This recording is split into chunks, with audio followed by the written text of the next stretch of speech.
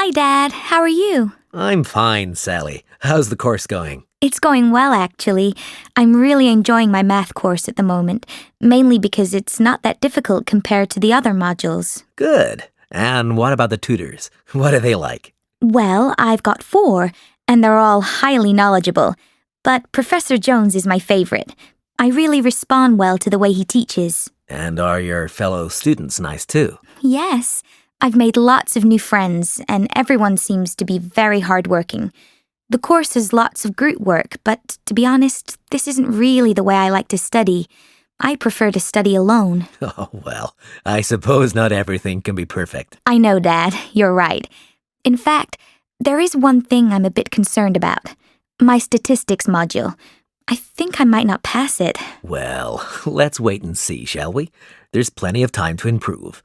Don't worry about it yet, okay? Thanks, Dad. I'll try not to. So, I think we'd better start planning what we're going to do for our group project.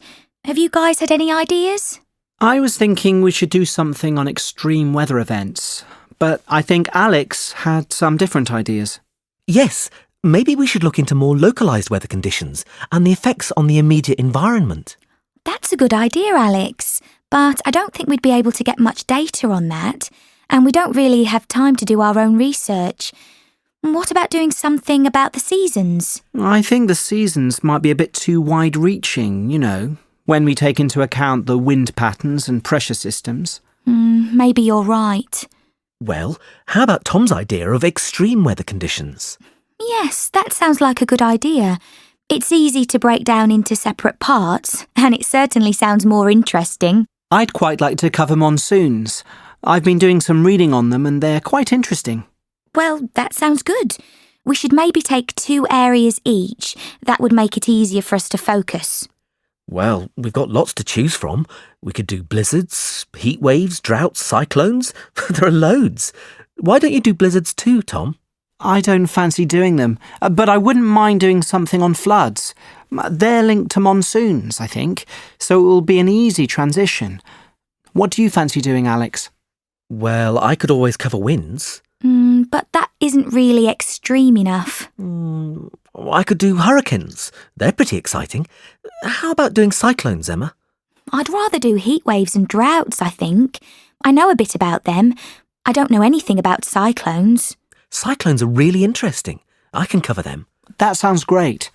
I was thinking about doing cyclones, but I'm happy for you to do them. Before you hear the rest of the talk, you have 20 seconds to look at questions 8 to 10. Now listen and answer questions 8 to 10. Right, shall we get started on some of the content? Yes, we haven't got that much time. Does anyone know anything about their topics? I know quite a lot about cyclones. Do you? Well, I studied them at high school. You know, cyclones usually start near the equator. They need quite warm water to form. Above the warm water, the vapour in the air forms clouds, and if there is low pressure, then these clouds will start to rotate. Isn't it also the fact that the Earth rotates too, which makes the clouds spin more? Yes, that too. Once they begin rotating, they can either lose momentum or keep gathering momentum until they hit land. These ones are called mature cyclones. Luckily, as soon as they hit land, they start to lose momentum and fade away, just because they don't have the warmth of the ocean underneath. Well, that's a relief. They can still be really destructive. They are like a big circle of wind. They blow strongly until the eye of the storm passes, the centre, where everything is really quiet, no wind or anything. But then the other side hits and the winds blow just as strongly, but in the other direction. It's just amazing. Yes, I would really like to cover that. Well, it looks like we've got it all arranged then. That is the end of section 3. In the exam, you will have half a minute to check your answers. My family isn't very big. There's just my son and me. I'm a single parent. For the last 10 years, I've been concentrating on looking after my son James, who's now 14.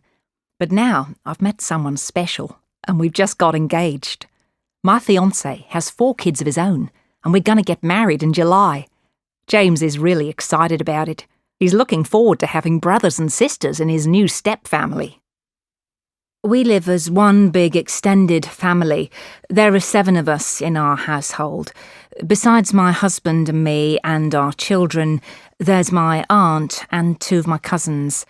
I stay at home and care for my mother because she's quite old and can't look after herself. Obviously, we suffer from a lack of space in the house, but we all get on well. Do you want to make a start on our Natural Earth project? I think our idea of a lightning safety presentation is great, don't you, Rachel? Yes, I think it'll be really good. I have a few ideas already. Oh, great! Me too. I think we should divide it into 2 parts. What to do if you're inside when lightning strikes, and what to do if you're outside. What do you think? That's good, but we need more. Something about planning for this kind of event, and also what to do if someone gets hit by lightning. Oh, I can't believe I forgot that. Of course. Well, what should we talk about in the first part? I think we should say it's important to be aware. Lightning is always before rain, so don't wait until it rains. As soon as you hear thunder or lightning, you should get inside. OK, yes. And then if you're indoors, you should avoid water, stay away from doors and windows, and don't use the telephone. Or any electrical equipment. In fact, if you can, switch it off first. And you should wait half an hour after the last clap of thunder before going back outside. And if you're outside when it storms, you also need to avoid water. Try and get inside as soon as possible.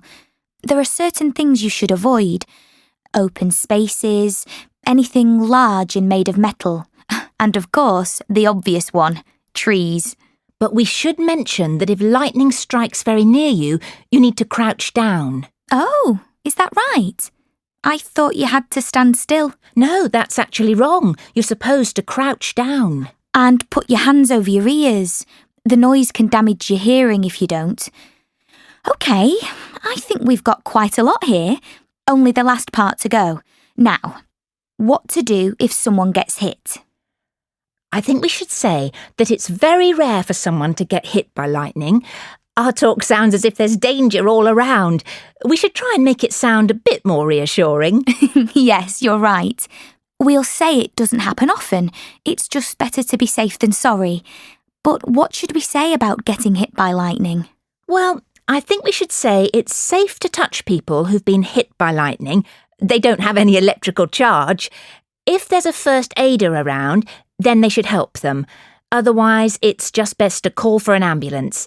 And we should remind our audience that 80% of lightning victims don't get fatally injured. That should calm everyone's nerves.